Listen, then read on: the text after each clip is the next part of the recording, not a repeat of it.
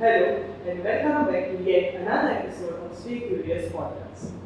Backyard. When we hear the term backyard, what comes to our mind is gardens. Gardens of beautiful flowers like roses, dahlias, mograss, and whatnot. But do you know that there are certain folks who can turn this backyard into heaven of bees? Fascinating, right? So today, in our episode of podcast, we are going to discuss about the backyard beekeeping. And for that, we have today with us our guest, professional apiculturist, Sir Melwyn D'Souza. Sir, we welcome you for today's podcast. So I'm very curious to know, what was the thing that surprised you to take this apiculture? Basically, when I was young, we had lots of butterflies in our gardens here, and I got fascinated by butterflies first. So I used to do butterfly culture first, in my gardens. Then I came across beekeeping that bees help in pollination of the crop, and all depends on pollination. So I said, why not try beekeeping? Though it was tough first, initially I got through it and I became a successful person. Good to know, sir. So can you tell me how is this backyard beekeeping different from the commercial apiculture? Backyard beekeeping is generally done by housewives, retired persons, as a hobby. Basically, it's a hobby, it's not done too much commercial. They use the honey normally for their personal consumption.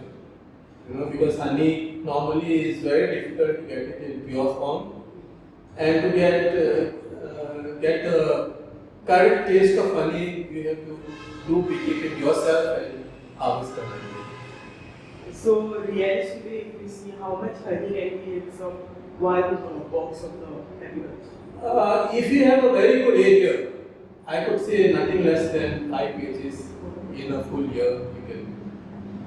So what are the bees that we use? Like what species of bees? We use a species which are Apis cerina indica or Saccate octoni in the local language, what you say. These are the bees which can be reared in boxes. And we have another stingless bees which are trigonal.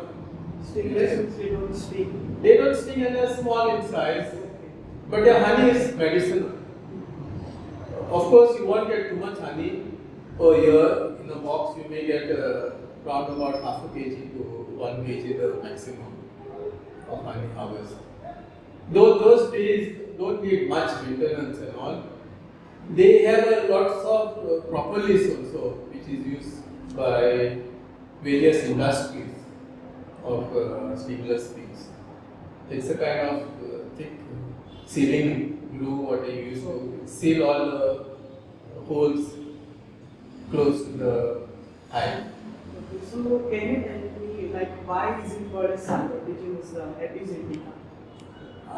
Generally, you cannot figure out how it was done, but maybe it originated from a place called Satyavi, or maybe they say Sakata means 7 cones, which normally they do even about 8 cones, but generally the name came from our previous generations. So the mass bees that you can see in our gardens, is it the same one? You have a mixture of bees seen in your garden. You may see even Apis suta, Apis florea. Then you may see also this Apis cerina indica. These are the common. Maybe you see also wasp to bumblebees. Many solitary bees which also do lots of pollination of flowers. So for a beginner like me, if I want to start a backyard beekeeping, so what are the gears that we have to keep in mind before we start? Basically, first of all, you need a good flowering area. This is the basic of it. Then you need a kind of knowledgeable knowledge of the bees and how to maintain them, what you have to do when and everything. So this generally the government provides training and gives a subsidy also of 80 to 90% on it. You know? So basically now most of the things are taken care of, provided you have the interest in doing it. It takes a bit time. You cannot learn it in a day or two. Maybe it will take you a year or two to get the full cycle of the full seasons to get to know it under good guidance of agriculturists. So a professional like you, you are good with handling the bees, but Yes. for us and your neighbors, how is it? Generally, neighbors they shouldn't harm. Bees are not, even if they go in your garden, if they go for forages, the bees, they won't sting you. They won't sting. Unless you are close, you keep the hive too close to your neighbor's property, then you may fall into trouble. Okay, so can you tell me like when you started with this profession? I started about 30 years ago, as a hobby, as a this, though the training facilities were not much, I had to struggle a lot in getting training. Initially, then I went to the Central Beekeeping Institute in Pune myself, and I did a couple of courses there, and I became a master in it. So in Goa, there are any professional courses? Yes. The government conducts many courses in beekeeping. You can always contact Khadi and Village Industries Board or the Khadi and Village Commission. You can contact the Agriculture or the Atma, which conducts these courses. So lastly, can you tell us what are the outcomes or the products of the agriculture in backyard? Yeah. Basically, most important is the honey part, where you get pure honey. Honey is sold not less than 1,200 to 1,500 a kg in Goa. Pure honey from a beekeeper. Then we have the wax, which can be used in various products.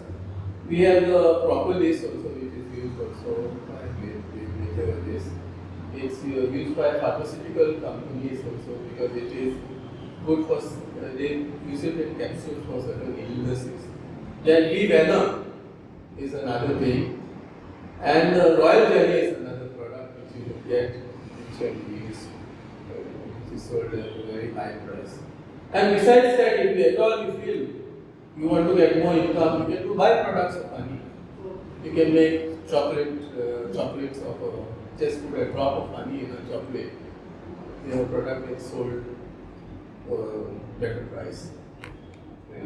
So before we end the episode, I would like to know if you have any advice for our viewers. Advice is to take interest because bees help in pollination, bees you will get pure honey. It is a good thing. You are not going to waste your money or waste your time doing it. The more you learn, the more better it is for the environment and for the ecosystem. Please.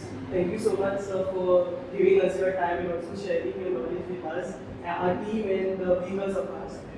And for you guys, keep watching, stay curious, do follow us on Instagram.